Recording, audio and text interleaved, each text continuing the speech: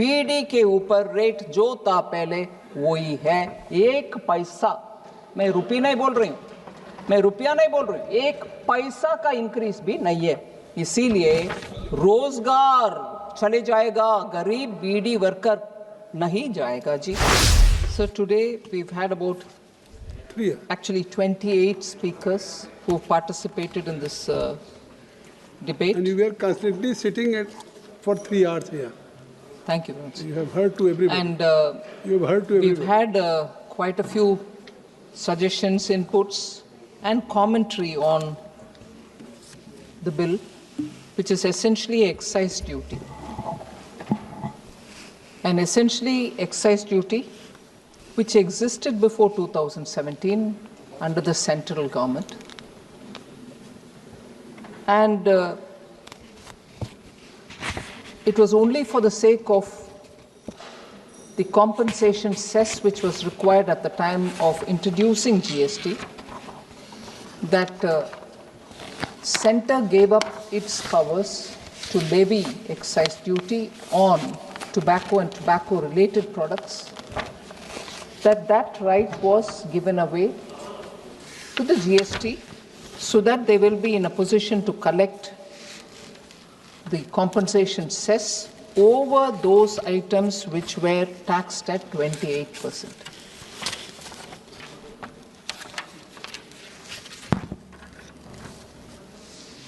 So that compensation cess was collected between 2017 till 2022, which is what I said at the time when I opened the debate in my opening remarks. Now, therefore, the compensation cess which was collected till 2022 went in the hands of the states. It was given off to the states. And by law at that time when GST was introduced, compensation cess was to be collected for 5 full years, and it came to an end in 2022. But after 2022, it is still being collected because after proper legal consultation, the GST Council took a call that during the COVID years, we couldn't collect the revenue required and couldn't collect particularly the compensation cess which is levied on items which were at 28% rate. We couldn't compensate the states, which was a promise given under the GST. So, taking legal opinion, it was extended to such a period. Of course, the outer limit was fixed for March 2026, but it was extended to such a period till when it had to be collected for returning the loan which was taken for paying the states. So essentially here, what was there before 2017, what was conceded by the Centre for the State of Centre for the GST Council to collect the compensation cess, at the end of compensation cess is being naturally reverted to the Centre. This is not a new law. This is not an additional tax. This is not something which the Centre is taking away. There was quite a lot of observation made by several honourable members that it is a cess. This is not a cess. This is excise duty. It existed before GST. It's come back to the Centre because Centre gave it away at that time for collecting compensation cess. Now it's reverting back to the Centre, and I will get into the details when I answer some particular members' questions. It is coming back to the Centre to be collected as excise duty, which will go to the divisible pool. It is going to be redistributed again at the 41%, which has to go to the states. So this is not a cess. When a cess comes, I'll stand up to say that is cess. This is not. And I found quite a few honourable members talking about, oh, this is a cess, Centre is bringing it, it's going to take the revenue. No, please. I will stand up when I have a cess to talk about. But this is not the one. Sir, I just want to highlight the basic excise duty, even after the introduction of GST, because that head of account was being maintained, was brought to the minimum most level, and then now it's going back. Even during GST, when that minimum most level of excise was being collected,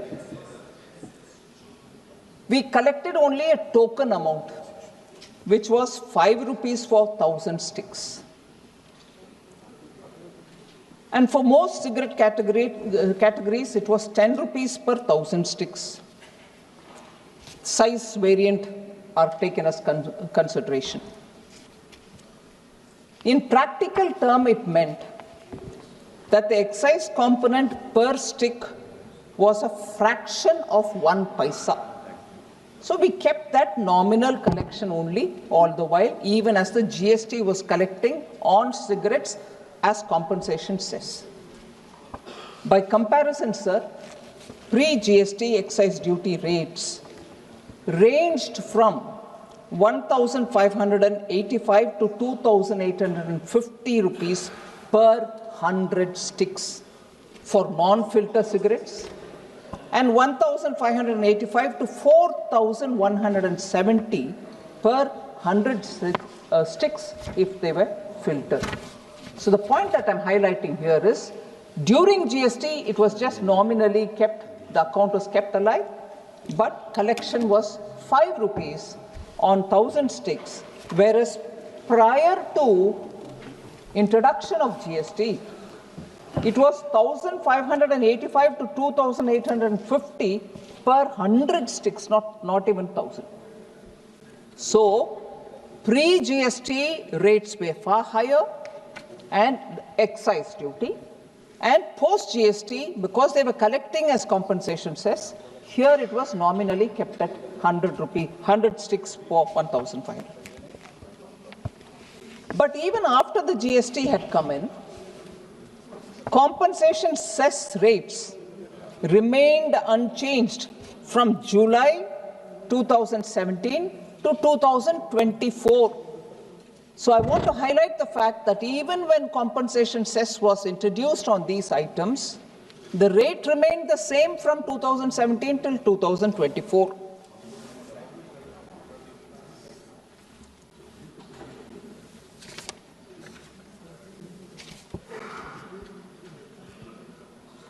So normally, World Health Organization, when it gives some reports, it comments on situations prevailing in different countries. According to WHO, sir, there is a global tobacco control report which the WHO brings out. India did not revise specific cess rates even as the average retail prices of cigarettes rose at less than half the pace of the nominal income growth. It was an observation made by the World Health Organization. And empirical data reinforce this fact.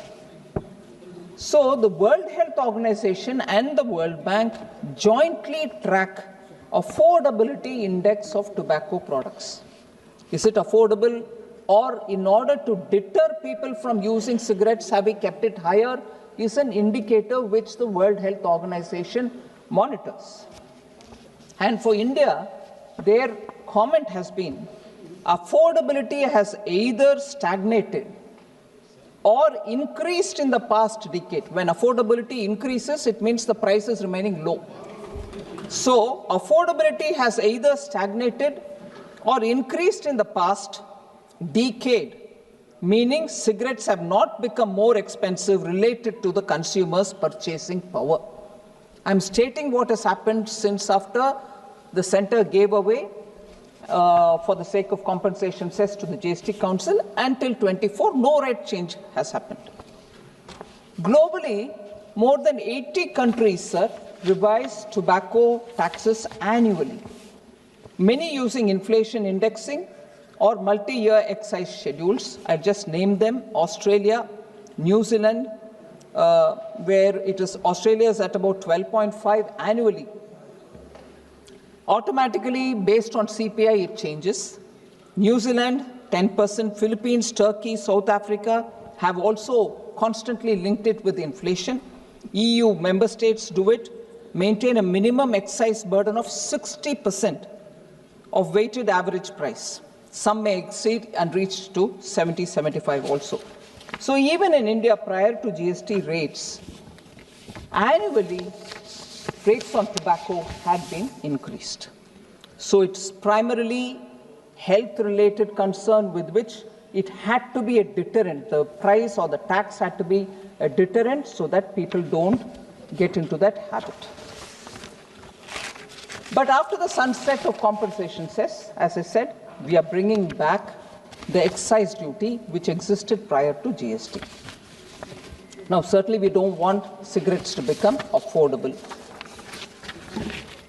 So this is the sum and substance of this particular excise duty. India's total tax incidence on cigarettes is approximately 53%. 53% of the retail price, which is substantially lower than the World Health Organization, which is, I've just mentioned all that earlier. And the World Health Organization benchmark is at 75%. I've already mentioned that some states, some countries do charge more. United Kingdom, Australia are well over 80 to 85%. So we do keep that benchmark which the WHO has highlighted. And the concerns of honorable MPs, some have said you're going to impose this tax, as a result of which livelihoods are going to be affected because cigarettes or BDs will become more expensive and those poor people who are rolling BDs will be out of the job.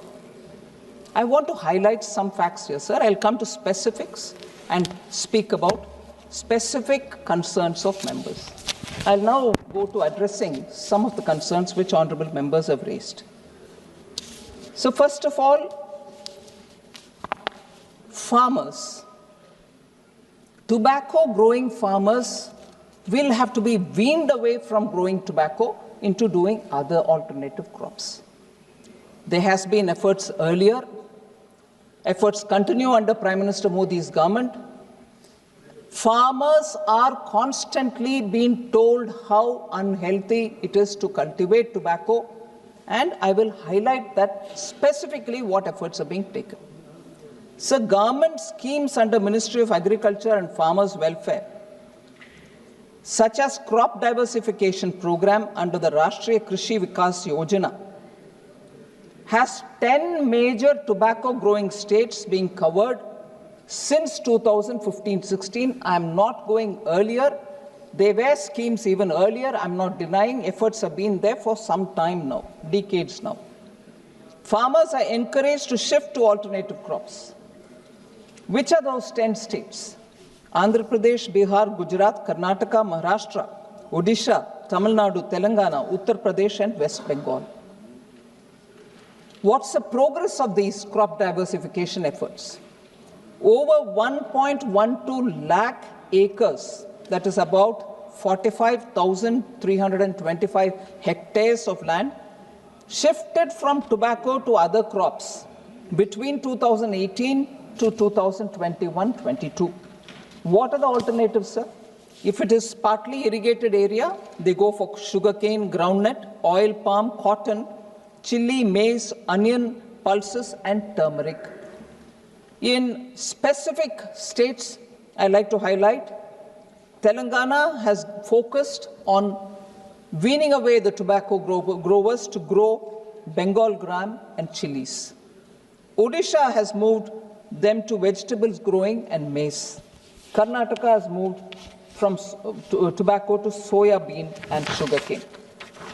So there are efforts at crop diversification. So I must thank Dr. Kalanidhi Veeraswamy because he, as a doctor, has actually said how injurious it is to the health of the smokers and they shouldn't really be doing it.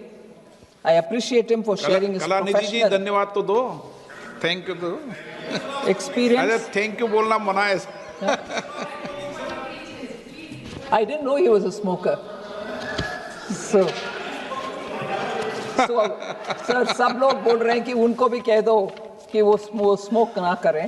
मुझे पहले से मालूम नहीं था कि वो smoke करते हैं, मगर अगर करते हैं ज़रूर उनका ही जो गुड विशेस और एडवाइस था बाकी सब के लिए वो भी वो अपना पालन करेंगे, ऐसे मेरी उम्मीद है. आप संसद सदस्य को Sir, so this exercise, as I said earlier, is not a cess. It's a duty. It goes into divisible pool. Dr. Kalanidhi did speak about it. I want to say this collection will go into the divisible pool, and therefore the 41% will be reaching the states. Although there is one or two points on which I have thanked and appreciated his concern, sir. There's one point on which I want to correct Dr. Kalanidhi. Raise devolution to 50%. इसको तमिल में जवाब दे दो आप एक बार. तमिल में दूं sir? Sir आपके आदेश को पालन करना ही पड़ेगा सर. सर மாநிலங்களுக்கு கொடுக்கக்கூடிய நிதி 50% உயர்த்த வேண்டும் என்று கோரிக்கை வைக்கப்பட்டது. அந்த கோரிக்கை ஃபினான்ஸ் கமிஷனுக்கு வைக்கப்பட வேண்டிய கோரிக்கை எங்ககிட்ட வைக்கக்கூடாது.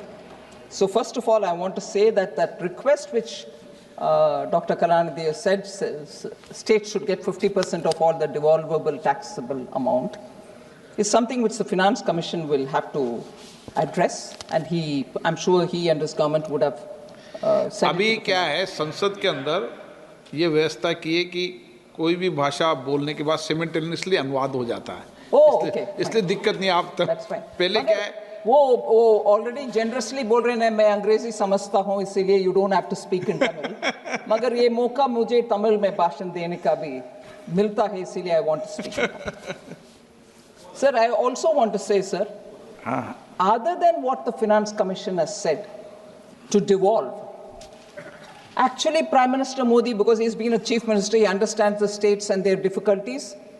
After COVID, had asked us to create a capital fund which can be given to the states as good as a grant, but it is called a loan, 50 years interest-free, and all states have utilized it.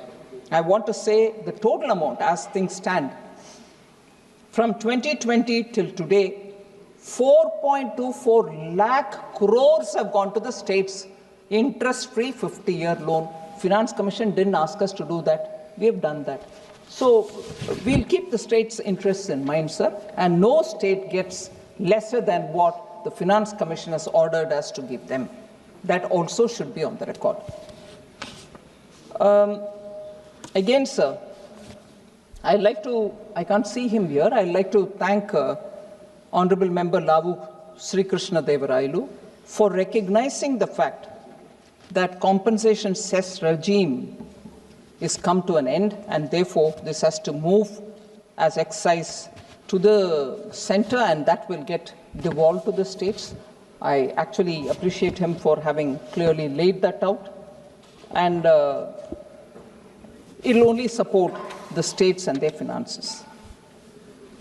So there was also the same question of, are you helping the farmers? Are you actually doing concrete things, one to help the farmers, another to really contain purchase of tobacco and tobacco-related products? So there has been a law since 2003, and that actually prohibits tobacco products from being sold to people who are under 18 years of age in 100-yard circumference of any school or any educational institution. But of course, it has to be implemented even more rigorously because there's a lot of violation and people are complaining about it. I'm sure the health ministry will be talking to states about it, sir. And there are a lot of advertisements. I'm not getting into that detail. So particularly on BD, Sri Kathir Anand has raised a lot of questions. I'll start with the most important question. You're here. Sir, Honorable Member Khatir Anand said you can't impose on BD, makers and so on. First, bluntly and upright, I want to say here, there is no change in the tax incidence on BD. In fact, GST doesn't provide for items, so 28% was where most of these demerit goods were, on which we put a cess. Now 28% itself has gone away from the consideration in GST. So every item had to move from 28. If it is a demerit good, it had to go to 40. At the time when the GST Council discussed it, consciously BD was not taken to 40 because it would have really hurt. Although health consideration warrants it also to be in 40. But from 28, it went to 18. A lot of people questioned us saying, hey, what is this? You've reduced the tax on BD. No, we have not reduced. Yes, there I couldn't have taken it to 40 because it would have taken it to higher than what it was earlier. We have taken it to 80, and now when we are bringing it to the excise regime, it will be taxed similar to what it was earlier and not 1 paisa more. So, बहुत सारे Samajwadi party के नेतागण भी उसके ऊपर बात किए कि बीडी वर्कर्स के ऊपर आप टैक्स लगा रहे हो, उनको उनका रोजाना रोजगार क्या होगा, उनके रोजगार के ऊपर कोई असर नहीं पड़ेगा क्योंकि रेट वैसे की वैसे ही है, रेट में कुछ बदलाव नहीं है।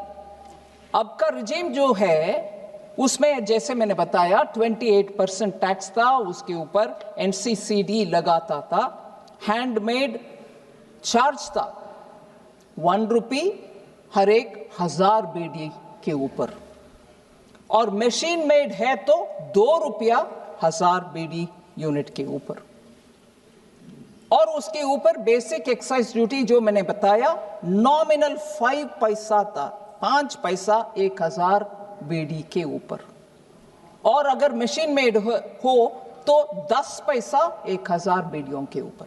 ये है अभी जो प्रिवेलेंट स्कीम है। एक्साइज आने के बाद वो ही रेट होगा क्योंकि जीएसटी अभी 18 हो गए, कम हो गए, और हैंडमेड यूनिट के ऊपर जैसे पहले एनसीसीडी था वो ही रेट है 1 रुपया 1000 यूनिट के ऊपर, अगर हाथ से बनाया हुआ, मशीन से बनाया हुआ तो 2 रुपया 1000 यूनिट के ऊपर, और बेसिक एक्साइज ड्यूटी जो कानून अभी ले आ रहे हैं उसमें 10% होगा बीडी के ऊपर।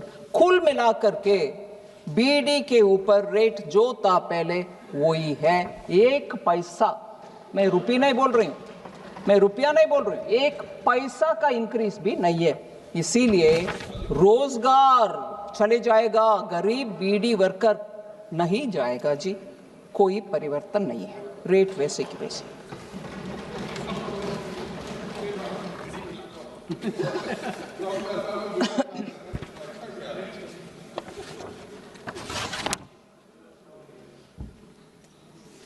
सर, और खतीर आनंद जी ये भी कहा कि कानून ले आ रहे हो मगर रूल के, रेगुलेशन के, नोटिफिकेशन के द्वारा रेट बदलते जाता है।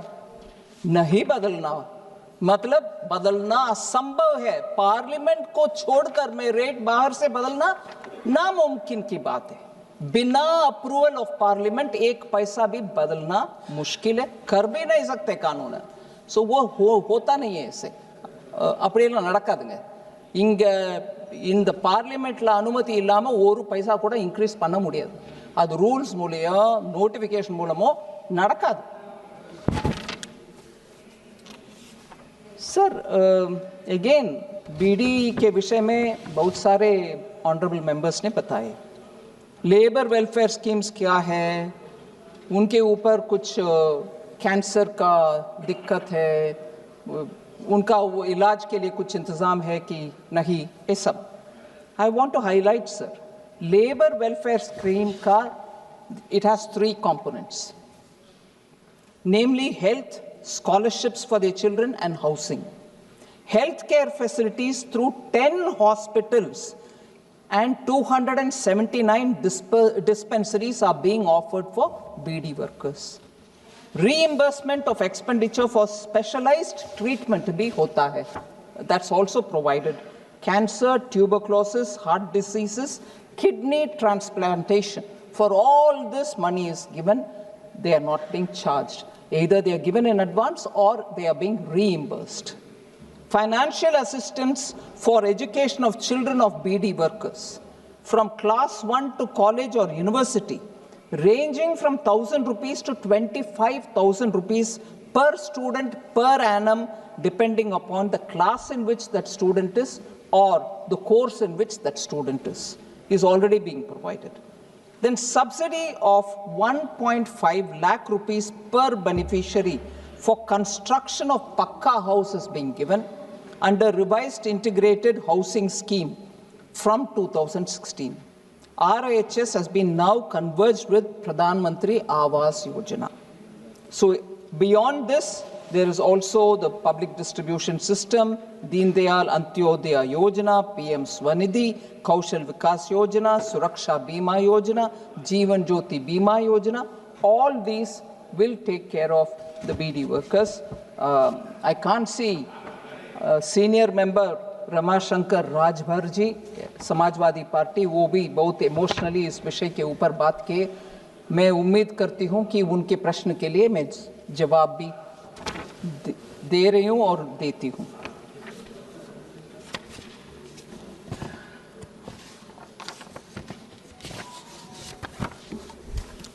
So Honorable Member Supriya Sule ji, she had raised this very important question in general about the excise, for which I think in the name of other members I've given an answer. Sir, in passing, but I think she meant it, Honorable Member raised this question about IMF and data issue. I would want to use this opportunity to explain that that debate was very ill-informed. IMF has actually said India's overall healthy economic performance is what the report concentrates on. Literally, most of the report focuses on it. But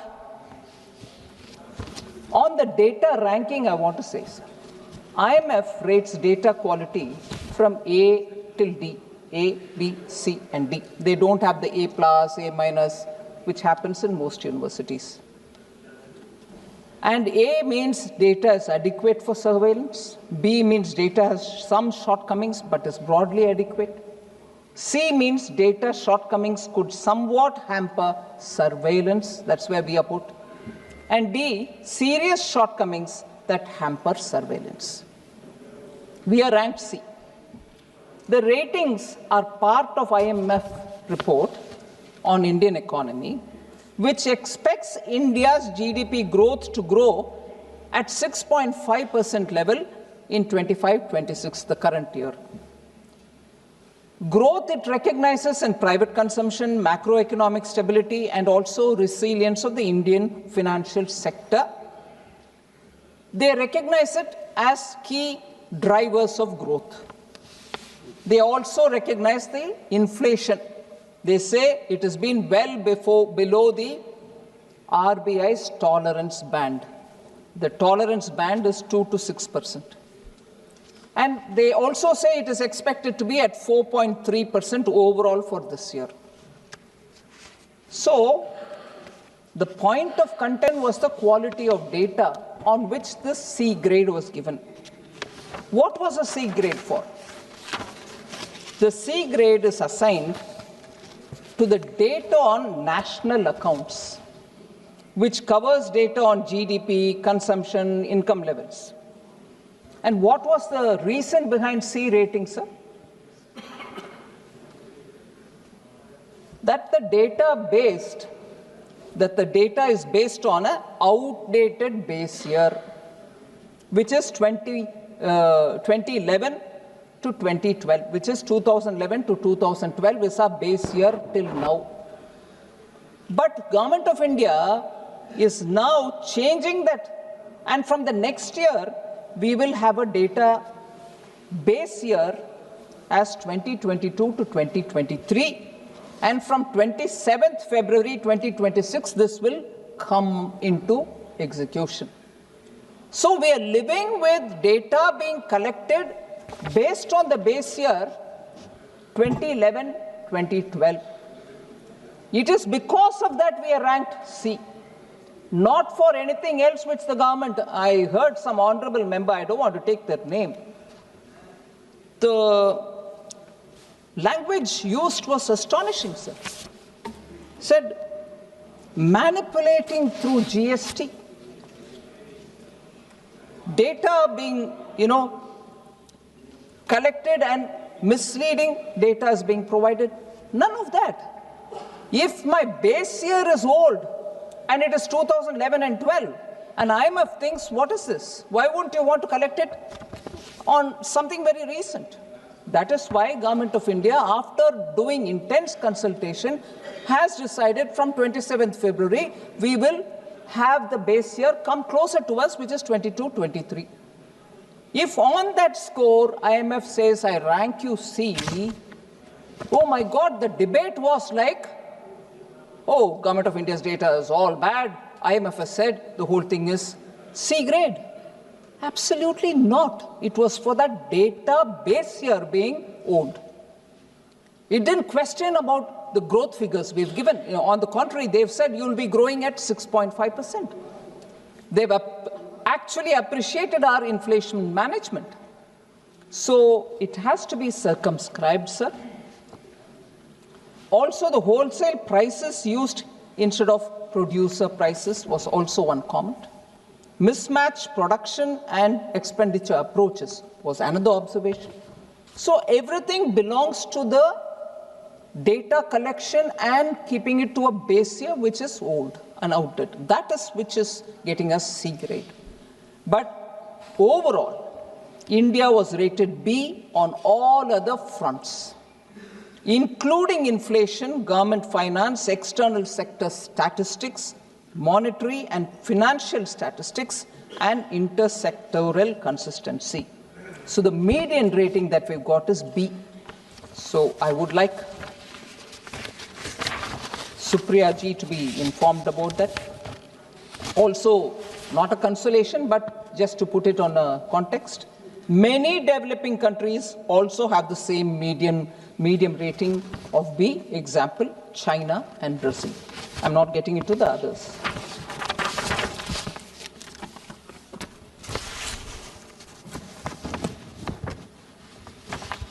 So I can't find the member here, so I wouldn't want to name him, but I will say,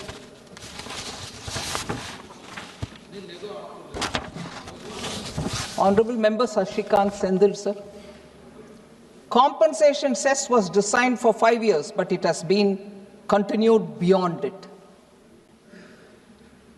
I've explained the answer, but I want honorable members to please go into the facts before they observe something. Honorable members' observation go into the record. Compensation cess is a subject on which we have repeatedly spoken in this House. It was for 5 years. It was for the sake of giving it to the states. After 5 years, it will conclude. वो तो भारतीय प्रशासनिक सेवा के अधिकारी भी हैं पूर्व. So, sir, another, and on which I have serious objections. Another observation made by the honorable member was compensation cess being used to pay centre's own debt. Excuse me. Compensation cess was collected with the authority of the GST Council to pay the loan that was taken, to give a back-to-back arrangement for the state governments, for revenues that couldn't be collected during COVID. And on the date when the whole thing is going to get over, the GST Council is authorized, saying you can withdraw. In anticipation, we are coming up with this exercise. And that has been recorded in the GST Council. I can't believe a constitutional body where all the finance ministers from all states are sitting, and not until Honorable Member Shashikant Senthil says, they would have allowed me to happily pay my debt, central government's debt, with the compensation cess amount. Are state finance ministers not powered enough to question me on that? And here is an honorable member telling us compensation cess being used to pay centre's own debt.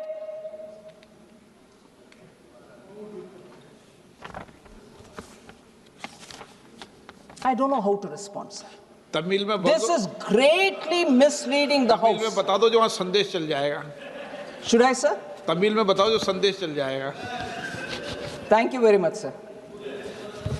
மதிப்பிற்குரிய உறுப்பினர் சசிகாந்த் செந்தில் அவர்கள் compensation chess மூலமாக வரும் வருவாயை மத்திய அரசு, அது தமிழ்நாட்டில் ஒன்றிய அரசு, மத்திய அரசு தன்னுடைய கடனை தீர்ப்பதற்காக உபயோகிக்கிறது என்று சொன்னார். பார்லிமெண்ட் லாங்குவேஜில் அது ஒப்புதல் இருக்குமோ இல்லையோ, அப்பட்டமான பொய். அதான் அதுக்கு முன்னாடி நான் சொல்லிட்டேன், நீங்க சொல்றது முன்னாடி அது பார்லிமெண்ட்ல ஒப்புதல் இருக்குமோ இல்லையோ, இல்லைன்னா அதுக்கு மாத்திக்க வேற லாங்குவேஜ் போட்டுக்காங்க. பொய் அது. நான் திருப்பி சொல்றேன் சார், आप चाहिए तो उसको हटा दीजिए, अनपार्लियामेंट्री है तो. ஆனா அது பொய் இல்ல. இப்பேற்பட்ட ஒரு ஆதாரமற்ற ஒரு குற்றச்சாட்டை இந்த பார்லிமெண்ட்ல சொல்றது அவதூறுக்கு சமானம். நீங்க நிக்கங்க வேணாங்கள, நான் திருப்பி சொல்வேன் sir. If it is unparliamentary, you may please remove, sir. You are the honorable speaker. मगर I will say it, क्योंकि ये मुझे लग रहा है जैसे वो आरोप मेरे ऊपर डाल दिया बेबुनियाद, मैं आरोप अभी लगा रहा हूं सर, ये जानबूझ करके बोला गया, ये गलत है. केंद्र सरकार कॉम्पनसेशन सेस को उपयोग करते हुए उनका ऋण क्लियर करता है. इसका मैं मानती हूं जीएसटी काउंसिल का अपमान है. जीएसटी काउंसिल में बैठे हुए वित्त मंत्रीगण को यह जानकारी नहीं होगा अगर मैं वैसे करती हूं. ये तमिलनाडु का एक सांसद बोलने का विषय में मुझे शर्मिंदा होना पड़ रहा है. Member of Parliament, Honorable Shashikant Senthil ji should please withdraw that statement. It was wrong. இது உண்மை இல்லை. பரவாயில்லைங்களா உங்களுக்கு? உண்மை இல்லை.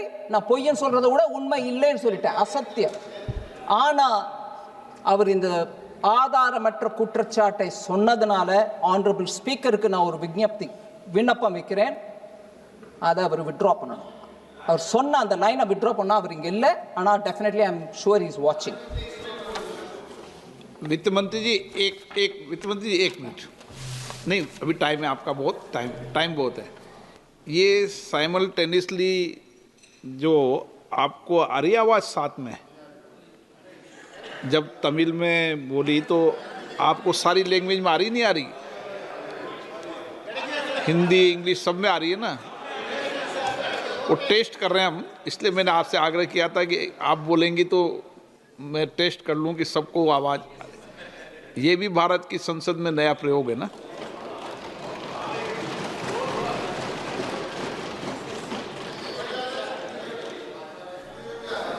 धन्यवाद sir. Sir, lastly, many members mentioned it.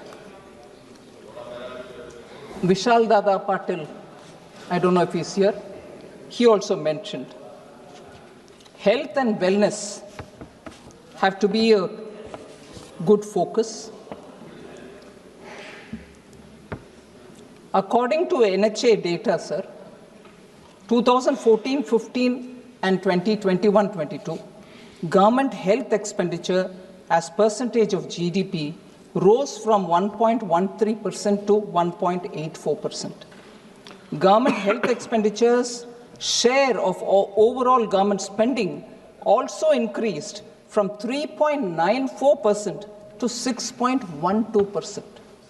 So between 2014 to 2022, per capita health spending tripled from 1,108 to 3,169 per capita expenditure, sir. You also are aware, Ayushman Bharat program, 55 crore beneficiaries are taking benefit out of it. There have been over 9 crore hospital admissions, resulting in 1.3 lakh crore worth of free treatments.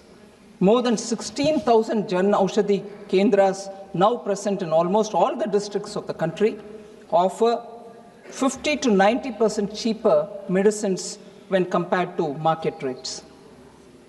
Mission Indradhanush has various phases.